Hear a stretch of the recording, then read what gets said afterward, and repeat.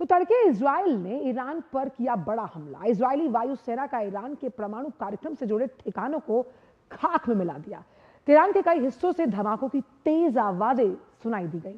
वहीं इजराइल ने ऑपरेशन को नेशन ऑफ लॉयंस का नाम दिया और वहीं बेंजामिन नेतन्याहू ने हमले के बाद दिया बयान कि ईरान के परमाणु कार्यक्रम पर यह एक बड़ा हमला है। देखिए इससे जुड़ी यह खास रिपोर्ट।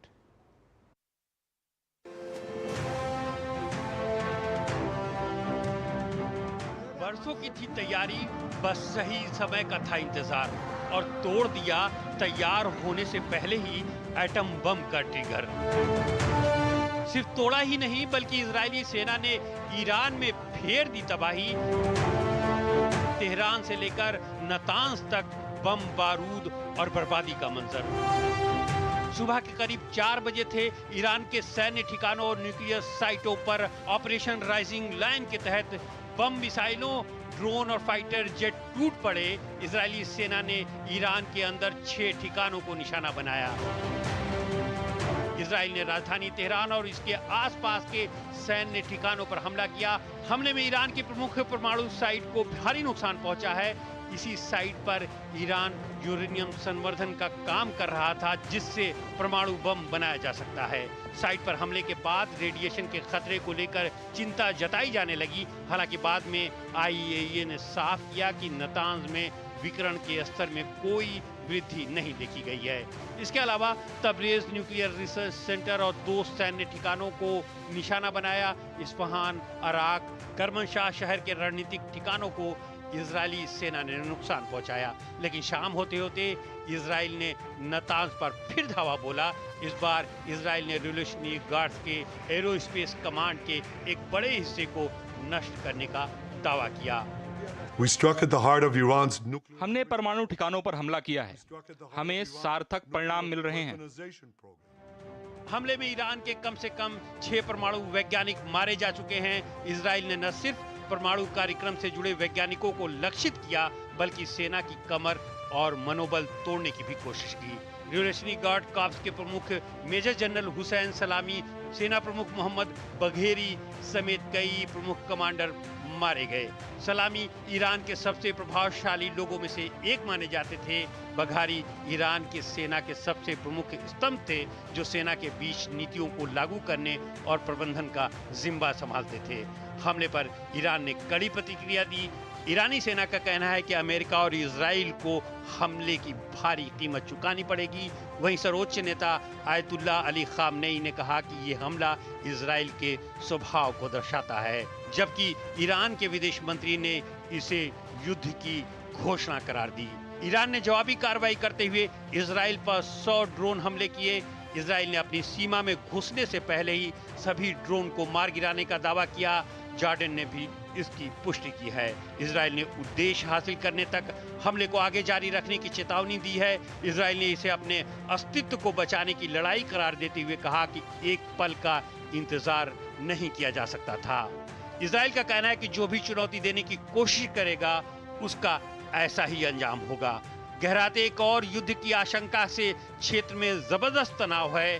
कई एयरलाइन सेवाओं ने क्षेत्र में जाने वाली अपनी उड़ानों को रद्द कर दिया है। और इसी खबर पर चर्चा करने के लिए बेहद खास मेहमान इस वक्त खबर दुनिया की में हमारे साथ जुड़ रहे हैं। डॉक्टर जहांगीर, पश्चिम एशिया विशेषज्ञ, और साथ ही साथ doctor Deepika Saraswat, associate fellow MPID से। आप दोनों का ही बहुत बहुत स्वागत है। डॉक्टर जहांगीर, पहला सवाल यहाँ पर यही है कि जिस तरह से इजराइल द्वारा ईरान पर ये हमला किया गया है, क्या ये धार्मिक कट्टरता का प्रतीक माना जाएगा या फिर राजनीतिक वर्चस्व की एक लड़ाई है? नमस्कार। देखिए, ये कहीं ना कहीं सामरिक और राजनीतिक वर्चस्व की लड़ाई है मिडिल ईस्ट के इलाके में। हम देखें तो 1989 तक ईरान की इजराइल के साथ कोई दुश्मनी नहीं थी। शिया रिवॉल्यूशन के बाद से ईरान ने एंटी अमेरिकनिज्म और एंटी जायनिज्म, एंटी इजरायलिज्म को एक बड़ा एजेंडा बनाया, और वो मेरे ख्याल से सबसे बड़ी बदकिस्मती रही ईरान की रणनीति में। आप ये मानिए कि ईरान जिस तरह से न्यूक्लियराइजेशन कर रहा है, वैसे ही भारत ने अपने आप को न्यूक्लियर स्टेट बनाया था NPT के खिलाफ जाके, अमेरिकन सैंक्शंस को सहते हुए। तो भारत कि जो न्यूक्लियर कहिए संप्रभुता या सॉवरेन राइट एक स्टेट का जो होता है, वैसा ही ईरान का है। इस लिहाज से हमने, भारत ने ईरान का बहुत लंबे वक्त तक समर्थन भी किया कि नहीं, जी देखिए एनपीटी के परे जाके भी आप न्यूक्लियर स्टेट तो बन ही सकते हैं, अगर आप कमिट करते हैं कि आप किसी तरह की धमकी या उसका किसी तरह का बेजा इस्तेमाल नहीं करेंगे। यही फर्क था ईरान में और भारत में। हम्म, ईरान ने बेजा इसराइल की वजूद को लेके जो चेतावनियां दी, इसराइल के वजूद को लेके जो बिल्कुल नकारा उन्होंने, और फिर हमास जैसे संगठन को उन्होंने एक धार्मिक जिहाद की तरफ ज़्यादा मतलब सहयोग किया, फिर उन्होंने जी हिजबुल्लाह को पैदा किया। तो मेरे ख्याल से कहीं ना कहीं ये बदकिस्मती है ईरान के बाशिंदों की कि उनकी जो भी मतलब नुमाइंदगी है, जो भी जी उनके नेता है, वो उसको उस तरफ धकेल रहे हैं जिस तरफ उस देश का भला है नहीं, और इसराइल और अमेरिका के पास अब हजार बहाने हैं कि हम्म। ईरान को दबाया जाए। डॉक्टर दीपिका, लेकिन अगर इजराइल की माने तो जिस तरह से तमाम जो परमाणु ठिकाने हैं उन्हें नेस्तो नाबूद करने की बात वो कह रहा है, वहीं पर जो अंतर्राष्ट्रीय परमाणु एजेंसी उसका मानना है कि इतना प्रभावशाली ये नहीं था। तो आखिरकार इसके मायने है क्या अगर हम इसे वर्ल्ड मीडिया या अंतर्राष्ट्रीय परिप्रेक्ष्य में देखें तो? ये दीपिका मुझसे जी। पूछ रही है। जी ओके, सॉरी। देखिए, ये जो ईरान पर जो हमले हुए हैं और वो कई वेव्स में हुए हैं, मेरी समझ है कि ये अकेले न्यूक्लियर मुद्दे से जुड़े हुए नहीं हैं।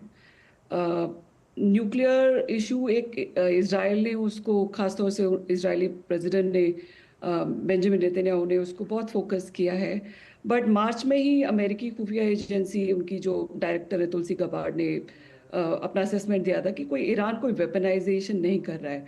और ईरान एनपीटी का एक सिग्नेटरी है, और हमेशा वो डिनाई करते रहे हैं कि वो उनकी कैपेबिलिटीज जो है, इनरिचमेंट भले ही 60% हो, लेकिन वो न्यूक्लियर हथियार नहीं का प्रयास नहीं कर रहे हैं। जी बट इस समय जो इसराइल ने जो हमले किए हैं, वो न्यूक्लियर को एक ढाल बनाते हुए, लेकिन उसके जो मकसद है वो मुझे लगता है इससे कहीं ज्यादा है। वो एक अस्थिरता पैदा करना चाहते हैं ईरान में, हम्म, क्योंकि जो सैन्य नेतृत्व को जिस तरह से एलिमिनेट किया है, और एक बहुत ही कोऑर्डिनेटेड तरीके, जिस तरह से हिजबुल्ला के नेतृत्व को उन्होंने पहले किया जी था, और फिर एक मैसिव अटैक्स किए और हिजबुल्ला को डेसिमेट किया। हम्म, तो उसी तरह की प्लेबुक यहाँ पे भी दिख रही है कि एक और मैसेजिंग जो इजरायली जो नेता जो जी दे रहे हैं लेकिन कि हमारा युद्ध ईरान की जो सत्ता से है हम्म, लेकिन लोगों से नहीं है। तो इस तरह का जब वो भेद पैदा करते हैं, तो हम्म, एक लगता है कि एक राजनीतिक स्थिरता, एक बिल्कुल सामाजिक बिल्कुल डॉक्टर जहांगीर, लेकिन जिस तरह से हम अगर ईरान की न्यूक्लियर पॉलिसी को देखें जो कई मायनों में इजराइल के लिए परेशानी का सबब रही है, ऐसे में वर्ल्ड ऑर्डर को समझने की अगर हम कोशिश करते हैं जहां पर ईरान लगातार न्यूक्लियर पावर बनने की कोशिशें कर रहा है और प्रॉक्सी वॉर के परिचायक के तौर पर अपनी पहचान बनाता है। देखिए, ईरान की जो न्यूक्लियर पॉलिसी है ना, एक इंडियन स्टेट के पर्सपेक्टिव से अगर देखा जाए तो वो बिल्कुल ही वाजिब है।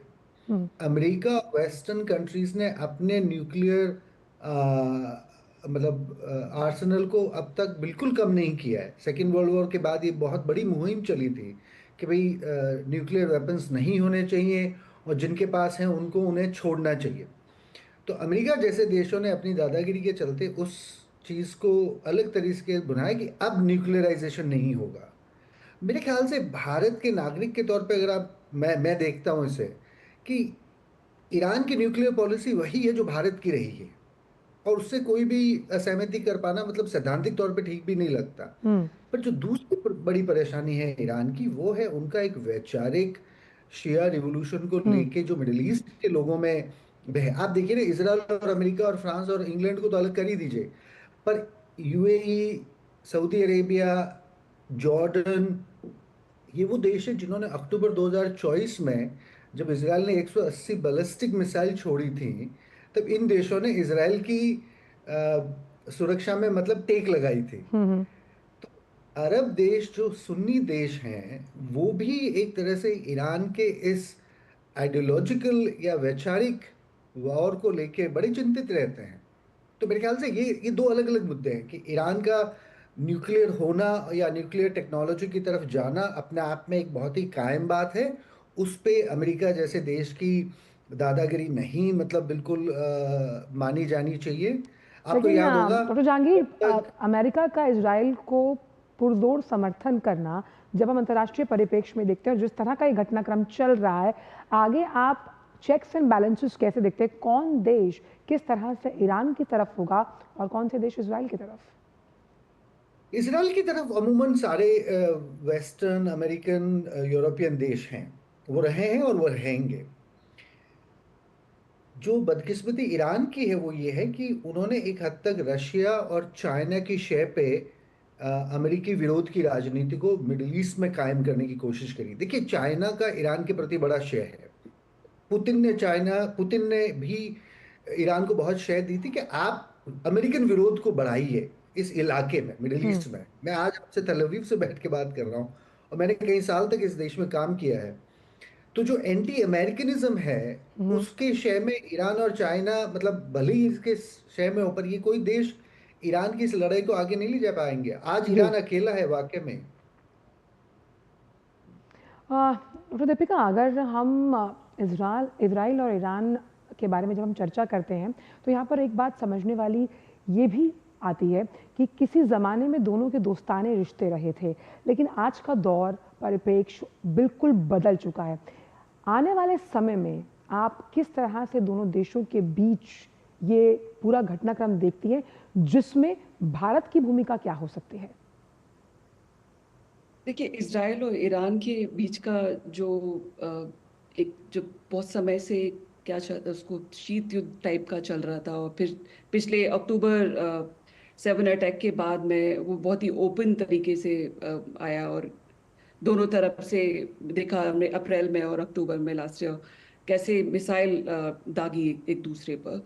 ये समझने वाली बात यह है कि अमेरिका का जो सपोर्ट है इजराइल के लिए और जो उसको इम्बोल्डन करता है, और इजराइल जो ईरान का जो न्यूक्लियर प्रोग्राम है, भले ही वो वेपनाइज कर रहे हो ना, उसको एक बहुत ही अस्तित्व की लड़ाई के तौर पे हमेशा से देखते आए हैं। लेकिन अब बात ये है कि ईरान ने जब 2015 में जब JCPOA न्यूक्लियर डील साइन की थी, जिसमें एक बहुत ही अच्छी तरह से एक वेरिफिकेशन वाला एक सिस्टम प्लेस में था कि ईरान न्यूक्लियर वेपन नहीं पा सकता है, लेकिन इजराइल और ट्रम्प एडमिनिस्ट्रेशन दोनों ने मिलके इनफैक्ट इजराइल ने काफी बड़ी भूमिका निभाई थी ट्रम्प को प्रोत्साहित करने में कि विड्रॉल किया जाए न्यूक्लियर डील। तो उसके बाद में जो न्यूक्लियर इश्यू को धीरे धीरे इन्होंने जितना बिल्डअप कर लिया है और जो ईरान की जो एक्सेस है उसको भी खत्म कर दिया है, उसके बाद में इजराइल पूरी तरह से कॉन्फिडेंट है कि ये ईरानियन जो थ्रेट है बड़े लंबे समय से है, वो उसको फाइनली ये डील कर सकते हैं। तो ये सिचुएशन जो आगे है बहुत ही एक्सप्लोसिव है। Iran is in a state of shock कि अभी जो उनका सैन्य नेतृत्व जिस तरह से तो एकदम बिखर गया है, वो रिस्पॉन्ड करने की भी स्थिति में नहीं है। बिल्कुल, स्टेट ऑफ शॉक के साथ साथ ईरान इसे स्टेट ऑफ वॉर भी मान रहा है, लेकिन इसमें अंतर्राष्ट्रीय संस्थाओं की भूमिका कितनी अहम रहेगी, इस पर भी करेंगे चर्चा। लेकिन फिलहाल खबर दुनिया की में वक्त एक छोटे से ब्रेक है। आप दोनों ही इस